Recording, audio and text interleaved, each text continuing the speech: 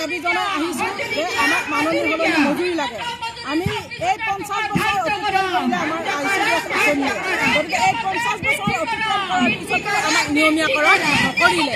আৰু আমি যোৱা 24 চনত আমি 21 দিনীয়া ইয়াত দিগদাৰী চৰকাৰত আমি বহিছিলোঁ আৰু তাৰ প্ৰতি সঁহাৰি জনাই অসম চৰকাৰে সামান্যতম হ'লেও অকণমান মাননি বৃদ্ধি কৰিলে। কিন্তু অন্য ৰাজ্যৰ দৰে আমাৰ ৰাজ্য চৰকাৰে কিন্তু আমাক এখন ঘৰ চলিব পৰাকৈ মাননি বৃদ্ধি নকৰিলে। গতিকে কেন্দ্ৰীয় চৰকাৰৰ বাজেটলৈ আমি খুব আশাৰে বাট চাই আছিলোঁ, কিন্তু কেন্দ্ৰীয় চৰকাৰৰ যিখন বাজেট আমি দেখিলোঁ তাত আমাৰ কাৰণে তাৰমানে কোনো ধৰণৰ আমি চলিব পৰা বাজেট আমাক নধৰিলে। গতিকে আমি দাবী জনাইছোঁ, আজি সমগ্ৰ ভাৰতবৰ্ষতে আজি দাবী জনাইছে যে আমি এই বাজেট আমি মানি লোৱা নাই আৰু আমি মানি ল'ব নোৱাৰোঁ। গতিকে কেন্দ্ৰীয় চৰকাৰক আমি পুনৰবাৰ অনুৰোধ জনাইছোঁ, আমাৰ অংগনবাড়ী কৰ্মী সহায়িকাসকলক চলিব পৰাকৈ মজুৰি দিয়ক।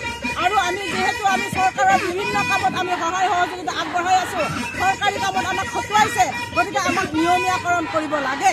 কাৰণ আমাৰ এই আঁচনিখনে যিহেতু 50 বছৰ অতিক্ৰম কৰিছে, আমি নিয়মীয়াকৰণ কৰাটো আমি বিচাৰিছোঁ। আৰু যিটো FRSৰ জৰিয়তে আমাৰ বেনিফিচিয়াৰীসমূহ কৰ্তন কৰাৰ ব্যৱস্থা তেওঁলোকে কৰিছে, সেই FRS অতি শীঘ্ৰে কৰ্তন কৰিব, নোহোৱা কৰি দিব লাগে, বন্ধ কৰিব লাগে।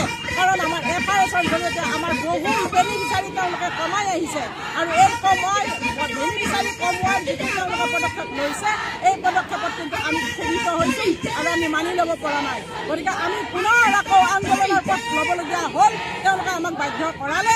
গতিকে বাজেট বৃদ্ধি কৰাৰ তেওঁলোকে চিন্তা কৰি আমাক যাতে নিয়মীয়াকৰণ কৰে আৰু আমাক বাজেট বৃদ্ধি কৰি আমাক এখন ঘৰ চলাব পৰাকৈ মাননি সলনি মজুৰি প্ৰদান কৰে, এয়া হ'ল আমাৰ কেন্দ্ৰীয় চৰকাৰৰ ওচৰত আমাৰ আহ্বান। গতিকে পুনৰবাৰ বিবেচনা কৰক আৰু বাজেটত আমাৰ বাজেট বৃদ্ধি কৰক ICDS আঁচনি। আৰু যদিহে বাজেটটো নকৰে, আমাক নিয়মীয়াকৰণ নকৰে, মাননি সলনি মজুৰি নিদিয়ে, তেতিয়াহ'লে আমাৰ আকৌ আন্দোলন এই চলি থাকিব আৰু হয়তো আমাৰ আগতকৈও এই 21 দিনীয়া দিন আমাৰ দিনে ৰাতিয়ে আমাৰ ধৰ্মঘট আলোচনা হৈছিল, আন্দোলন হৈছিল, তাতকৈ হয়তো আৰু আমি কি ধৰণৰ আন্দোলন কৰিম সেইটো হয়তো আমাৰ সময়েহে আমাক ক'ব।